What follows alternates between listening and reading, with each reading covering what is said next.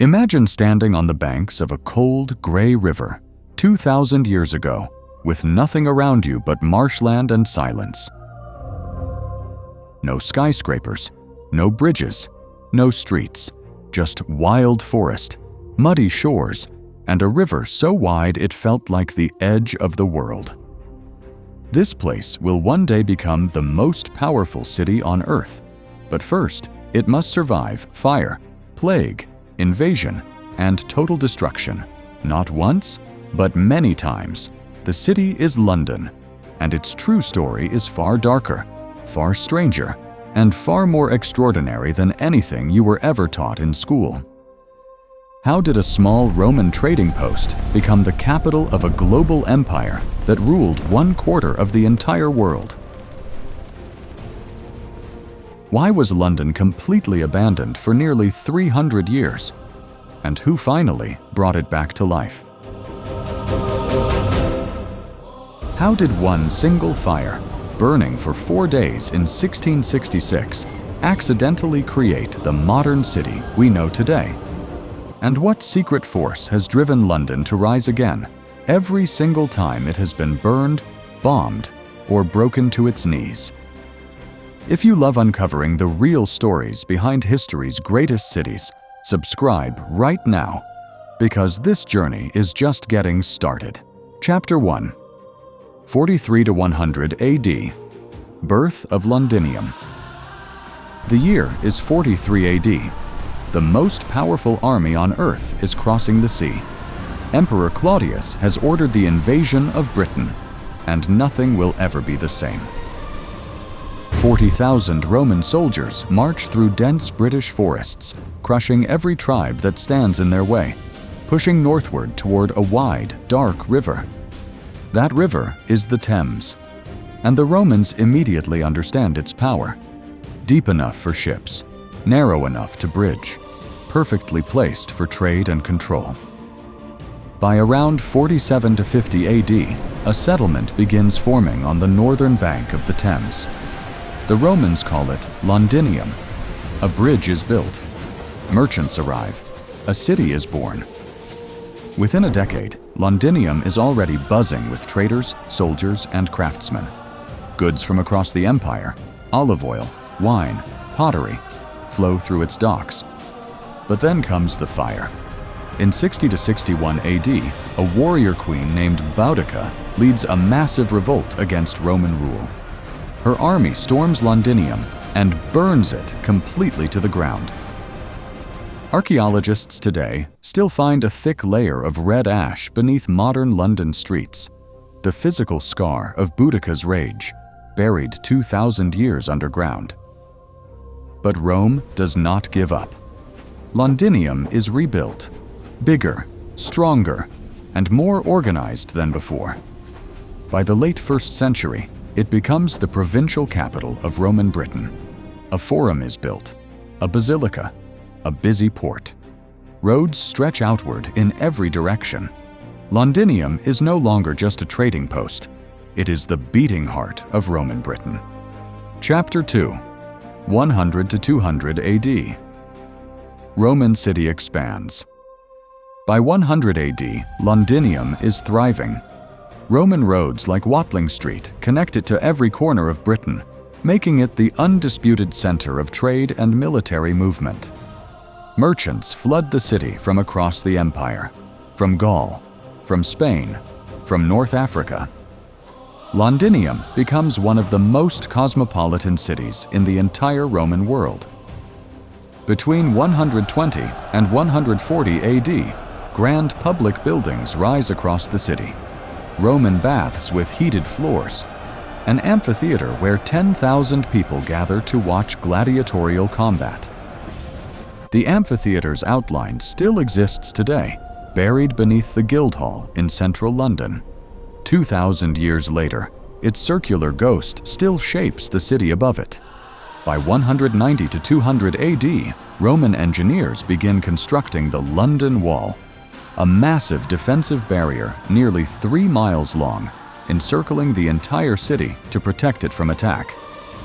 This wall is not just defense. It is a statement of power. 3 meters thick in places, 6 meters tall, built from ragstone hauled by barge from quarries in Kent. By the late 2nd century, Londinium reaches its Roman peak. Administration, commerce, law, religion, all centered here. A population of perhaps 60,000 people calls it home. Standing in Londinium at 200 AD, you would see columns, temples, tiled rooftops, and a skyline that would not look out of place anywhere in the Mediterranean world. Chapter 3. 202. 410 AD. Decline of Roman power. But empires do not last forever. By the 3rd century, Rome itself is fracturing, stretched too thin, torn by civil wars, and bleeding money to defend its endless borders. Londinium feels the pressure. Trade slows. Tax burdens grow. Raids from outside the wall increase. The confident Golden City begins showing its first cracks. Then comes something extraordinary. In 286 AD, a Roman military commander named Carausius declares himself Emperor of Britain and Northern Gaul, breaking away from Rome entirely. For nearly a decade, Britain operates as its own breakaway empire. Coins are minted in London with Carausius's face on them, a forgotten emperor history barely remembers. By 296 AD, Roman central authority reasserts control, but the damage is done. Confidence in the empire is shaken, and Londinium never quite regains its former glory. The early 4th century brings brief hope. Emperor Constantine rises to power, and Roman Britain stabilizes temporarily. New construction begins. The city breathes again, but only briefly. By 407 AD, Roman legions begin withdrawing from Britain to defend the collapsing heart of the empire. Street by street, building by building, the Roman city empties out. In 410 AD, Emperor Honorius sends a letter to British cities telling them to defend themselves. Rome is gone. Londinium, the greatest city in Britain, is on its own. Chapter 4. 410 AD to 800 AD. The Lost City, and then silence. One of the most extraordinary events in London's history is not a battle or a fire. It is simply abandonment. The city is left to the wind and the weeds. For much of the 5th century, Londinium is a ghost town. Its forums empty, its baths cold, its streets overgrown.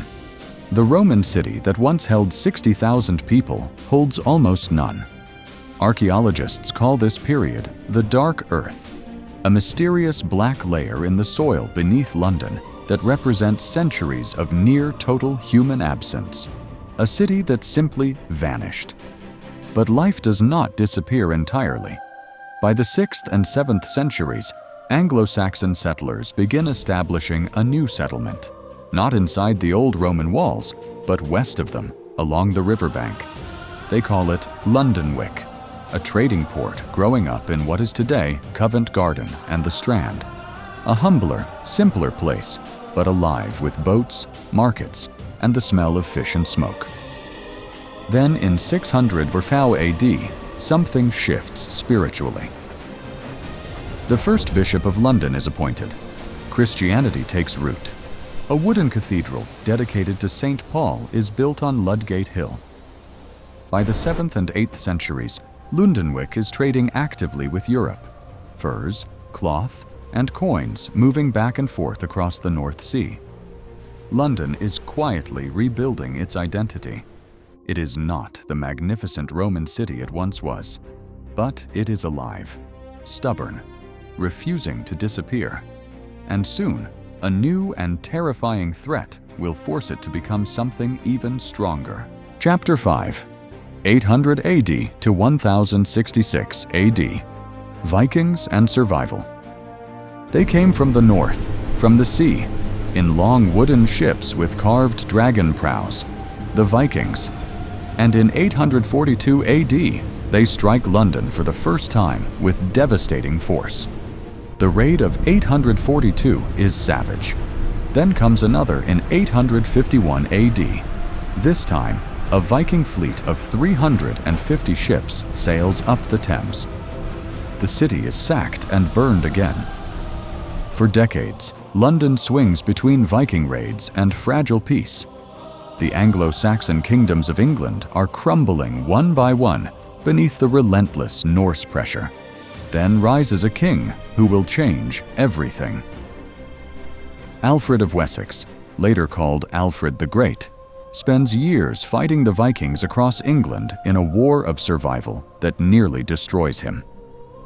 In 878 AD, Alfred defeats the Viking leader Guthrum at the Battle of Edington. It is a turning point.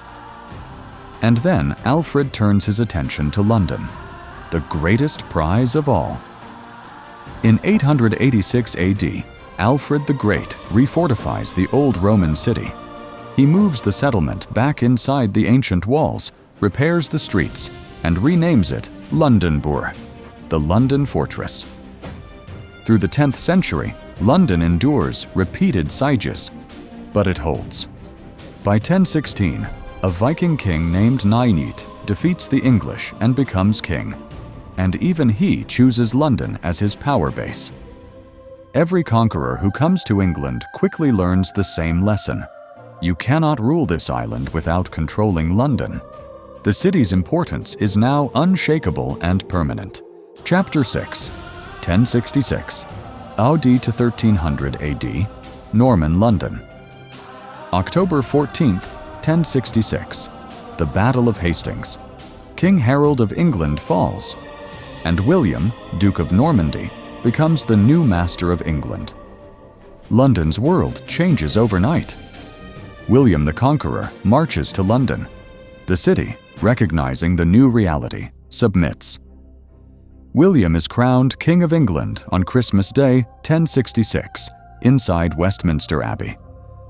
Almost immediately, William begins building a fortress to control the city and intimidate its citizens. In the 1070s, construction begins on what will become the Tower of London. The White Tower, its central keep, rises from the earth in pale Caen stone shipped from Normandy. It dominates the London skyline, a permanent reminder of Norman power and foreign conquest. In 1087, a great fire tears through parts of the city. But London rebuilds, as it always does. Stone churches begin replacing wooden ones.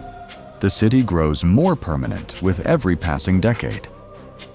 Through the 12th and 13th centuries, London's civic identity deepens.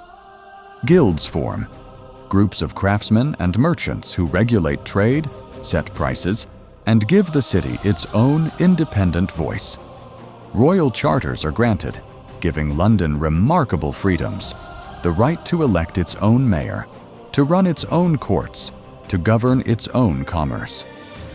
A city learning to govern itself. Then, in 1209, the first stone London Bridge opens, replacing centuries of earlier wooden crossings. It triggers an explosion of trade. Shops and houses are built directly on the bridge itself.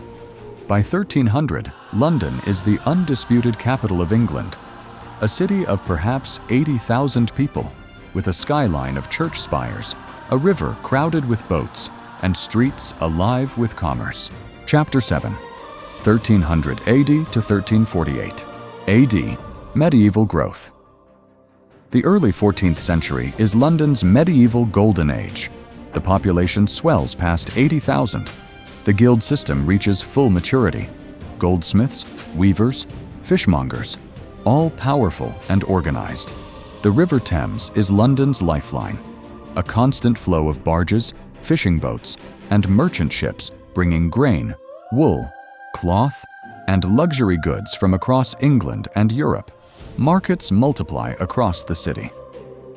Cheapside becomes the beating commercial heart, a wide, crowded street of stalls selling everything from bread and spices to fine fabrics and imported silks. Finance begins taking shape. Italian banking families operate in London. Credit, loans, and international money transfer. the early foundations of what will one day become the world's greatest financial center. But the 14th century also brings suffering. Between 1315 and 1317, the Great Famine devastates England. Failed harvests send food prices soaring. The poor of London starve in the streets. For the wealthy, London in 1340 is a city of extraordinary vitality. For the poor, it is overcrowded, filthy, and desperately fragile.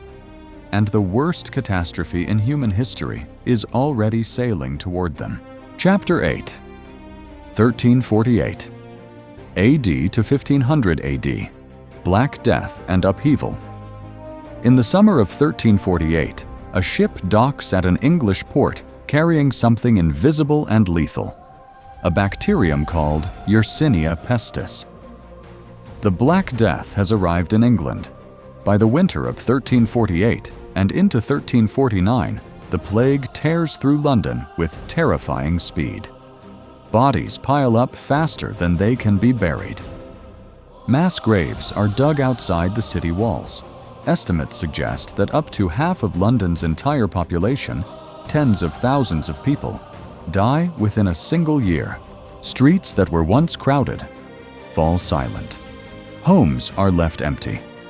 The psychological impact is beyond calculation. Survivors walk through a city full of death, uncertain if they themselves will be alive by morning. Faith, order, and society itself begin to crack. But something unexpected emerges from the catastrophe.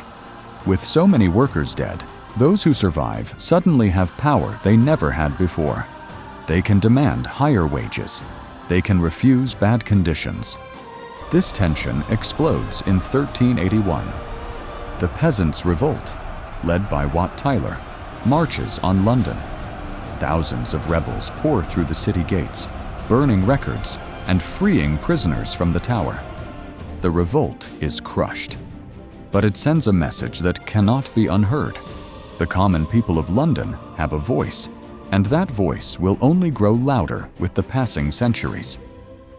Through the late 14th and 15th centuries, London slowly recovers.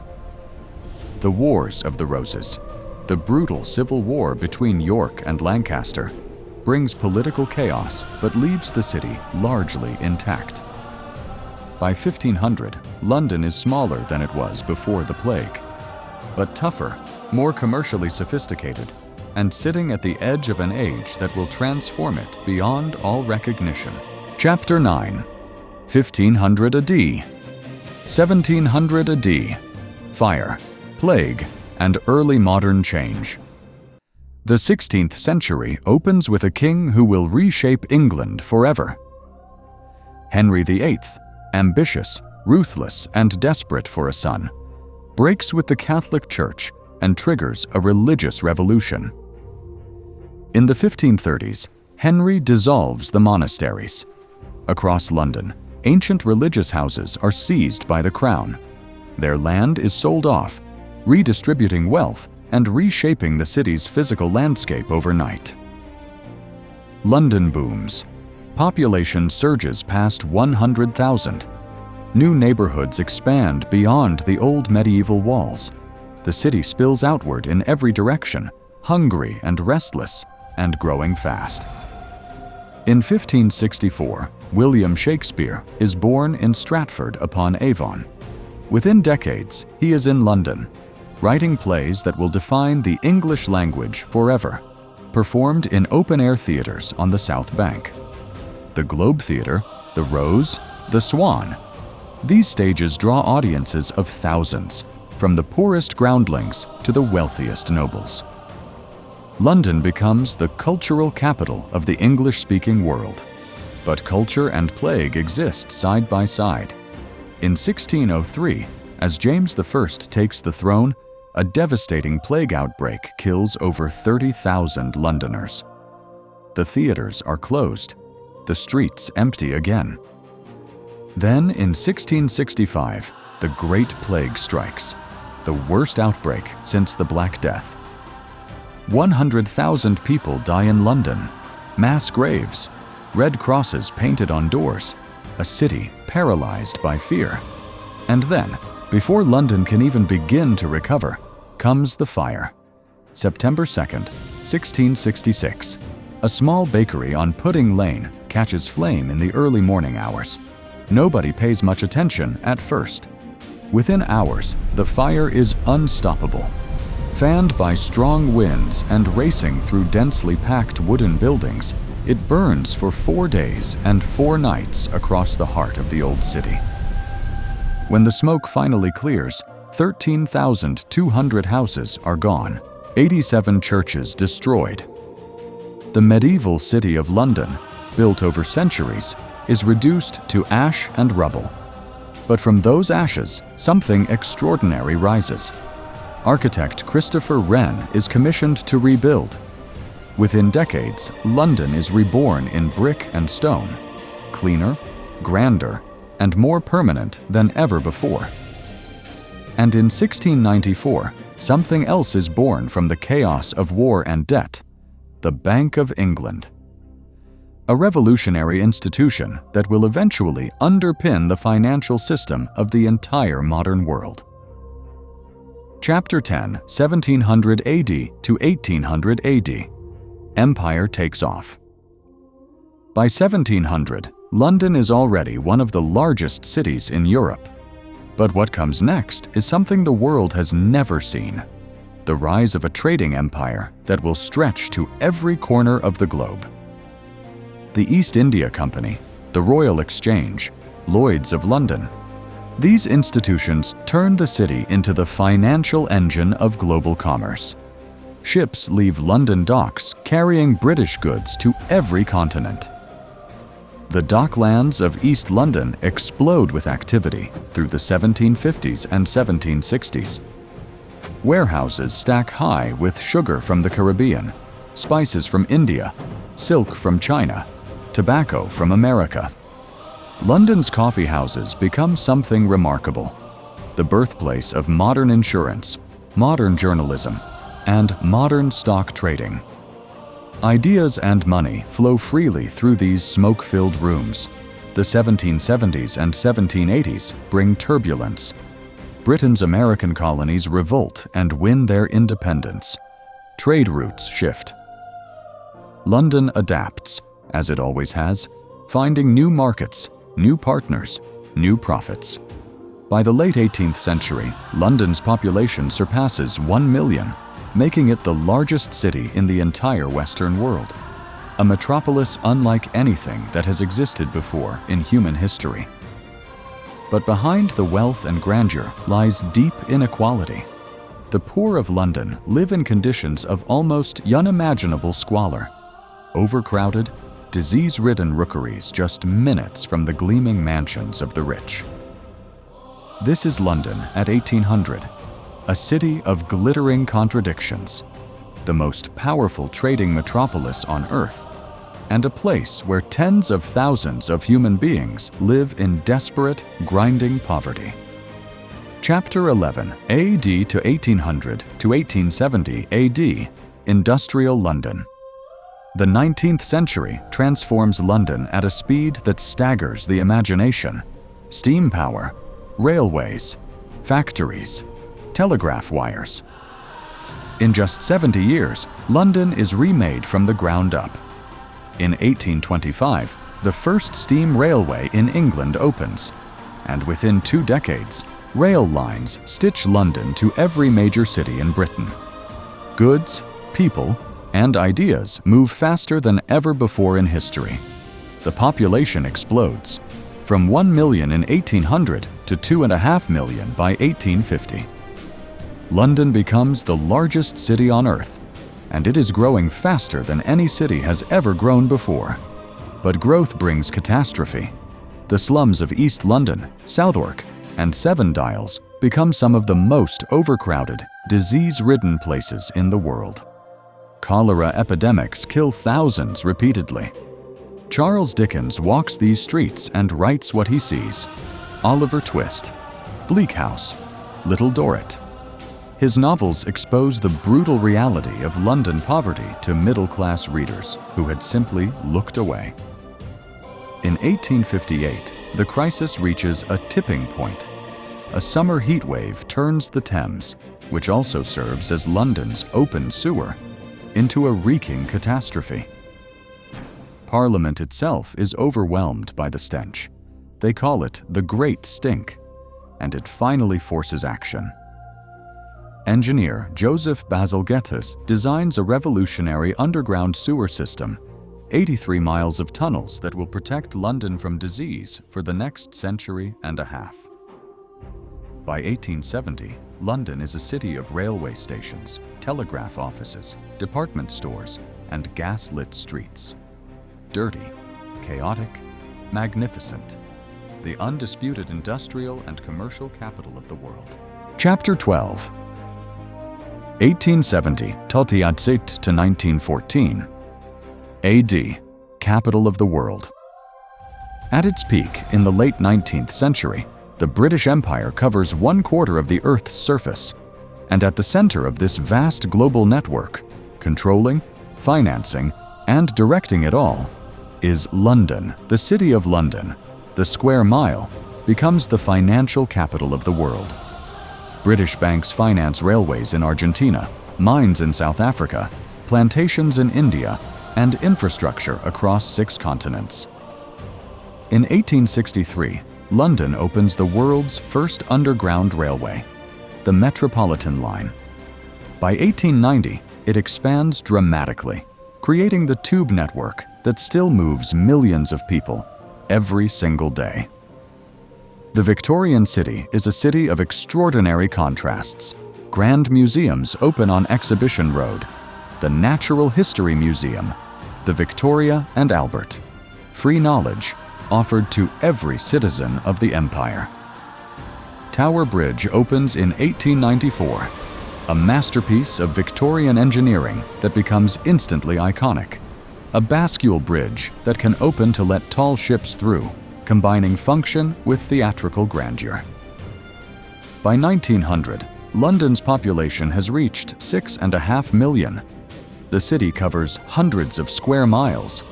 It has absorbed dozens of surrounding villages and towns, swallowing them whole into its relentless expansion. Finance, shipping, insurance, law, medicine. London leads the world in every field. British pound sterling are the global reserve currency. London sets the terms of international trade for the entire planet. In the summer of 1914, Londoners are living through the most prosperous, confident era in the city's history. They have no idea that within weeks, the world they know will begin to tear itself apart. Chapter 13, 1914. AD to 1945. AD World Wars. August 1914. Britain declares war on Germany. Young men pour out of London offices, workshops, and pubs. Eager, patriotic, tragically unaware of what the next 4 years will actually mean. World War I claims the lives of hundreds of thousands of British soldiers, many of them Londoners. The city that sent them marching away receives them back broken, traumatized, and forever changed. The interwar years are hard. Unemployment, housing shortages, the Great Depression of the 1930s. London's poor suffer terribly, while the wealthy enjoy a brittle, anxious prosperity that everyone can feel will not last. Then, September 1939. War again. Nazi Germany invades Poland. Britain declares war. London begins preparing. Sandbags, blackout curtains, children evacuated to the countryside, gas masks issued to every citizen. September 7th, 1940. The Blitz begins. 300 German bombers darken the London sky. The East End, the docks, the working-class neighborhoods, takes the first devastating wave of destruction. For 57 consecutive nights, German bombs fall on London. Families shelter in underground stations. St. Paul's Cathedral stands defiant in the smoke, its survival becoming a symbol of the city's refusal to break. Over 40,000 London civilians are killed in the Blitz. 1 million homes are damaged or destroyed. And yet, the city holds.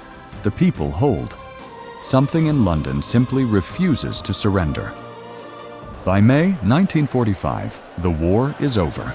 London stands amid rubble and exhaustion, scarred beyond imagination, but alive, defiant, and already beginning to ask the question, what kind of city do we build next? Chapter 14. 1945 Adadies. 2000 AD. Rebuild and reinvent. The years immediately after World War II are years of extraordinary effort. Bomb sites are cleared. New housing estates rise. A welfare state is built. The National Health Service, free education, social security. Then in 1948, a ship called the Empire Windrush docks at Tilbury, carrying hundreds of Caribbean migrants invited to help rebuild post-war Britain. A new chapter in London's story begins. Over the following decades, communities from the Caribbean, South Asia, Africa, and beyond make London their home. The city that built an empire is now shaped by the people of that empire in return. The 1960s bring an explosion of creative energy. London becomes the center of global youth culture, music, fashion, art, photography, the Beatles, the Rolling Stones, Carnaby Street. Swinging London electrifies the world. But the 1970s are harder. Economic stagnation, industrial strikes, power cuts, racial tensions in neighborhoods across the city. London struggles through a decade of uncertainty and difficult social change. Then, 1986, the Big Bang. Margaret Thatcher's financial deregulation transforms the City of London overnight. Foreign banks flood in. Trading floors go electronic. The square mile becomes the financial center of the world again. Through the 1980s and 1990s, Canary Wharf rises from the old docklands, a gleaming forest of glass towers where cargo ships once unloaded. Old industrial London replaced by the new economy of global finance. By the year 2000, London is home to 7 million people from every nation on Earth. The most international city that has ever existed. A city that has survived everything and emerged as something the Romans could never have imagined. Chapter 15. 2000 AD to 2026. AD. Global city and new challenges. The 21st century opens with London at the peak of its international reputation, confident, cosmopolitan, and seemingly unstoppable. But the new century will test the city in ways it has never faced before. July 7, 2005. London is hosting the G8 Summit. The city has just won the right to host the 2012 Olympics. And then, at 8:50 in the morning, 4 bombs explode across the city's transport network. 52 people are killed, hundreds injured. The city goes into shock. But within 24 hours, Londoners are back on the underground, back on the buses. The city simply refuses to be terrorized into hiding. In 2008, a different kind of explosion rocks London. The global financial crisis. Banks collapse. Credit freezes. The financial system that London helped build nearly destroys itself in a matter of weeks. Recovery is slow and unequal. Property prices surge. Inequality deepens.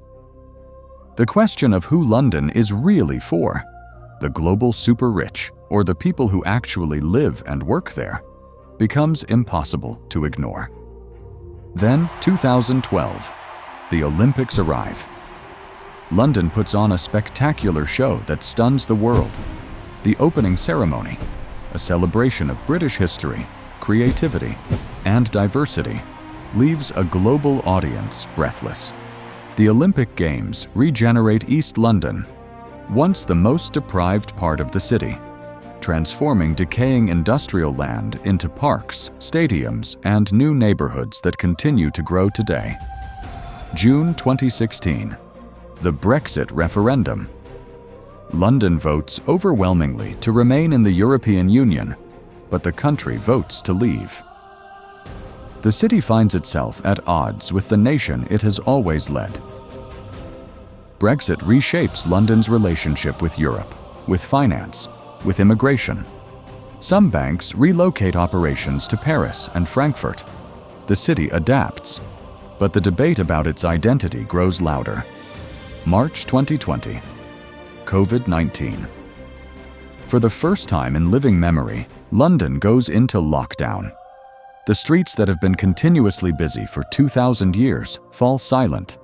The city holds its breath. For months, central London is ghostly quiet. No tourists, no office workers, restaurants and theaters dark. It is the strangest thing any living Londoner has ever experienced. A city of 9 million silent. But London comes back. By 2022, the city is moving again. Tourists return. Offices refill, though many workers keep working from home, permanently changing how the city functions every single day. By 2024 and 2025, London is wrestling with the challenges that define the modern world. A housing crisis that prices ordinary people. Out of the city, their families have called home for generations. Climate policy, congestion charging, green spaces, clean energy. London positions itself as a leader in urban sustainability, determined to prove that a great city can reinvent itself for a new era. Artificial intelligence, fintech, biotech. London's economy is transforming again. The Square Mile competes with Silicon Valley, Singapore, and New York for the brightest minds and the most ambitious companies.